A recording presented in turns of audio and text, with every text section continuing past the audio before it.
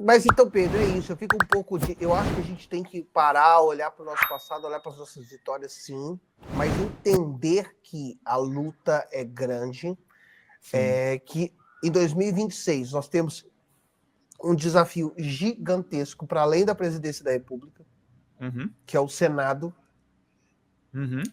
Nós de esquerda que acompanhamos política, estamos todos preocupados com o Senado, né? E eu quero que todos vocês que nos assistem fiquem O que o preocupados Gustavo tá também. falando é o seguinte: se a gente não fizer nada a respeito do Senado, vai vir um golpe de lá, tá? É isso que o Gustavo está falando.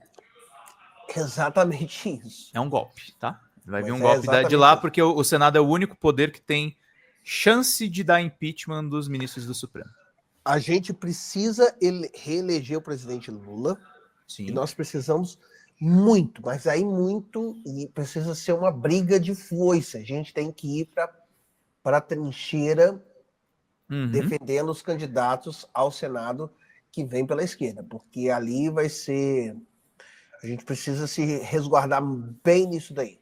Porque você já viu, tem aranha, você mata a aranha e sai dela imediatamente, sai dela assim 500 aranhas que estavam nela, né?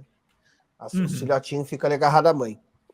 Eu que moro tem casa no interior, sítio, eu sei como é que é isso. É a mesma coisa com o Bolsonaro. Então, assim, você mata o Bolsonaro, mas já saiu dele mais de 500 aranhas dele. Sim. E é isso que a gente precisa minar, né? Os filhos dele vão... O que vão tentar, como é que é tanta gente. Já se fala na mulher dele para vice. o Senado, e a chance é grande dela ganhar no Distrito Federal. Então, enfim, eu acho que a gente precisa ficar bem atento a isso e fazer uma bancada de esquerda. Eu acho que a gente estava tão tenso com relação ao presidente que a gente esqueceu um pouco dos candidatos a deputados, dos candidatos a senadores. A gente precisa ficar atento a isso, fazer campanha para todo mundo, e vai ser incrível. E eu não estou falando isso de forma de corporativismo, porque eu não virei candidato. Eu já deixo claro aqui para cada um de vocês. Não há a menor possibilidade. Eu acho, Gustavo, que isso passa um pouco por uma coisa, não sei se você concorda comigo, mas e você deve ter tido brevemente essa experiência quando você foi candidato, e que não deve ter sido nada positiva. Mas eu acho que isso passa, essa fraqueza que a gente tem no legislativo, passa por a gente desrespeitar os partidos, né, cara? Os partidos, as agremiações partidárias, o pequeno poder, a pessoa não se preocupar com a eleição do vereador da cidade dela. Por exemplo, o vereador se pagou, ganhou, né? Porque é tudo muito desgastante, né, Pedro? É tudo muito desgastante. Você imagina o que eu passo. Você imagina, você sabe, você vive isso, porque nós somos linha de frente, né? Sim. Dessas chamadas vozes progressistas. Nós somos a linha de frente. É muito pesado. A minha experiência também como candidato não foi uma experiência negativa, porque era importante que eu estivesse naquele lado da trincheira naquele momento. Porque a gente tinha o presidente Lula para poder fazer campanha para ele, e o principal era eleger ele. Era eleger o presidente Lula. Todo mundo tinha consciência disso, e por isso que todo mundo foi amarradão para a linha de frente. A minha votação foi muito expressiva, embora não lograsse êxito. Mas, porra, meti um lograr êxito agora, arrebentei. Foi bonito, foi bonito. Falou. Era importante destacar isso. Mas foi positivo.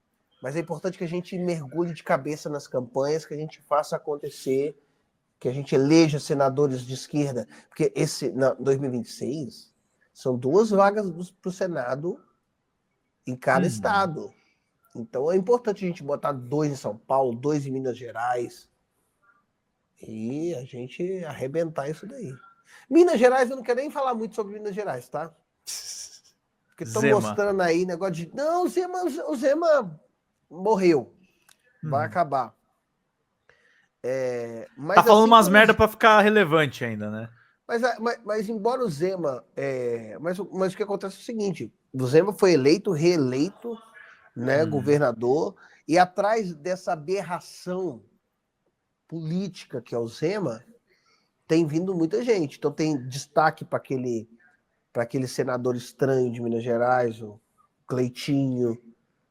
Enfim, é uma loucura. Minas Gerais está muito louca. Eu estou muito chateado com os meus conterrâneos. Fala pessoal da Folha Democrata, que é Pedro Zambarda, editor do canal, falar um pouquinho a respeito da necessidade de vocês financiarem a Folha Democrata. Gente, a Folha Democrata é financiada através de um Pix chamado Folha Democrata, é o endereço do Pix, né? folhademocrata@gmail.com. Nós precisamos do nosso jornalismo financiado por vocês que são do nosso público, porque nós passamos vários perrengues aqui com o YouTube, vocês sabem muito bem. E mesmo assim, graças a essa comunidade muito unida, a gente conseguiu fazer lives históricas, acompanhar praticamente ao vivo a campanha do Guilherme Boulos, trazer informações exclusivas a respeito de Gustavo Gayer, de Olavo de Carvalho, de todos os bolsonaristas, combater as fake news e tudo o que a gente acompanha. Por R$80 no nosso Pix você ganha um curso de roteiro para série, o que é muito importante se você é artista, roteirista, se você lida com essas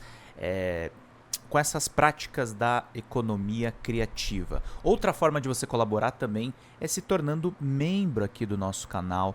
Isso é muito importante para você fazer as suas atividades por aqui, porque você tem acesso a vídeos exclusivos e nós temos um curso de jornalismo básico para você poder acompanhar a partir de R$5, que é ministrado por mim. A gente tem aí quase uma dezena de aulas e muito conteúdo para você poder acompanhar. Meus caros, minhas caras, financiem o jornalismo independente, financiem o jornalismo que se posiciona à esquerda, financiem o jornalismo na internet, que traz informações confiáveis, checadas, que cruza informações e que trata você, que é o nosso público, de uma maneira muito séria. Vida longa e próspera, gente. Cuidem dos seus. Até mais. Tchau, tchau.